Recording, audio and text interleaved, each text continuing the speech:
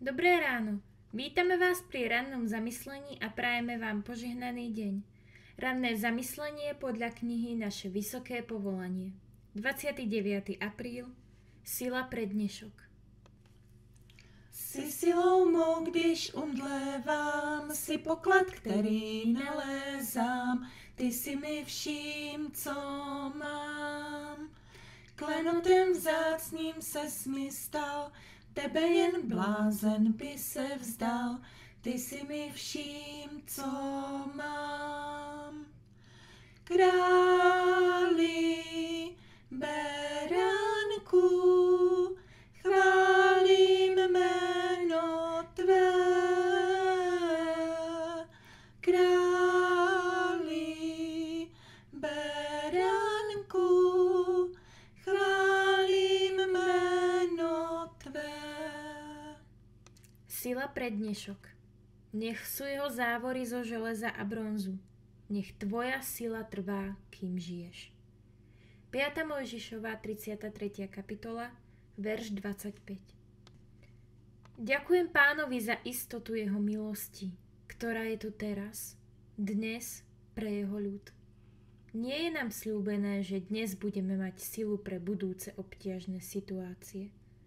Že na budúce ťažkosti budeme pripravení skôr, ako nastanú.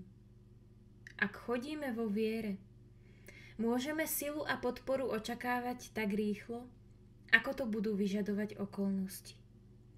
Žijeme vierou, nie pocitmi. Hospodin nám umožnil, aby sme ho mohli žiadať o tie najdôležitejšie veci, ktoré potrebujeme.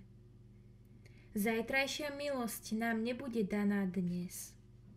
Naliehavá ľudská potreba je Božou príležitosťou. Božia milosť nie je poskytovaná k tomu, aby ňou bolo plytvané, aby bola zneužitá, alebo aby niekde chátrala nevyužitá. Keď budete svoje každodenné povinnosti plniť s láskou a bázňou Božou ako poslušné deti, ktoré chodia v pokore mysle, dostanete od Boha silu a múdrosť, aby ste dokázali vyriešiť každú náročnú situáciu. Bez Boha nebudeme schopní v dnešných skúškach obstáť. Nebudeme mať odvahu a mravnú silu prvých mučeníkov, dokiaľ sa nedostaneme do ich situácie. Každý deň príjmajme milosť pre riešenie všetkých každodenných náročných situácií. Tak môžeme rásť v milosti a v známosti nášho Pána Ježiša Krista. A keď budeme pre vieru v Ježiša a dodržiavanie svätého Božieho zákona prenasledovaní, keď budeme zatvorení do väzenských múrov, bude platiť. Nech tvoja sila trvá, kým žiješ. Pokiaľ sa bude prenasledovanie opakovať, dostane sa nám milosti, ktorá prebudí všetku silu duše k tomu, aby prejavila skutočné hrdinstvo. Každý deň musíme prebývať v blízkosti zdroja našej sily. A keď sa ako príval povodne objaví nepriateľ, duch nášho Pána zdvihne proti nemu svoju zástavu, aby nás obránil. Sľub Boží uisťuje, že získame silu vtedy, keď ju potrebujeme. Do budúcnosti môžeme hľadieť bez obáv so silou, ktorá je nám daná pre dnešné potreby. Skúsenosť v Bohu sa pre nás každým dňom stáva drahocennejšia. Nerobme si obavy z budúcnosti.